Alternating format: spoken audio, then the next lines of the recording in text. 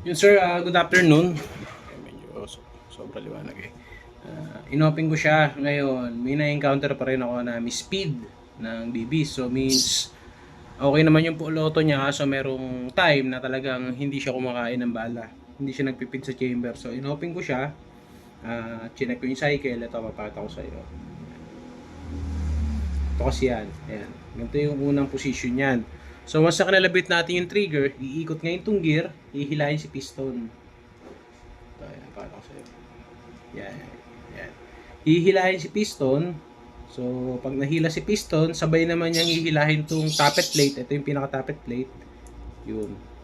So, dapat, sasagad siya rito para pumasok yung isang bibis. So, nagiging problema, yun, no, bitin. Ang layan agwat ng tappet plate niya. Yan. Sobra. Kaya hindi niya nasasagad yung balik ng nozzle para pakainin ng o itulak naman yung bibis papasok sa chamber. So ngayon magpapalit tayo ng delayer. And tingnan natin kung ano yung magiging outcome. A few moments later. So yun sir, ito na yung bagong delayer na nilagay natin. Ito. Obserbahan mo yung cycle niya. Pakita ko sa iyo. Reset natin. Reset. Yun. Ayan, balik natin. So, kanina, ito siya. Tignan mo mabuti yung space nito. Ayan. Yun. So, ayan. Hihilahin naman si piston. Then, ito. Yun. Nasasagad niya to. Ayan. Sagad talaga. Hanggang dito nakadikit. Ayan o. So means wala siyang dahilan para mag-speed dito sa part na to. Yun.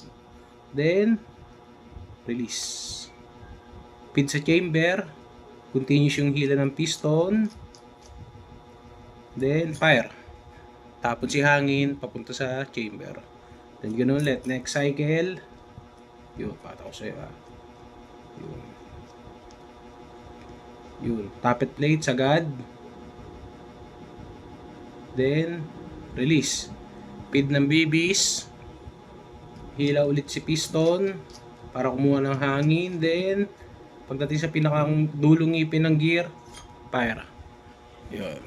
Ganun yung loob niya. Then, eto, nagawa na rin natin ng paraan. Yun, i-assemble ko muna. Then, test fire natin.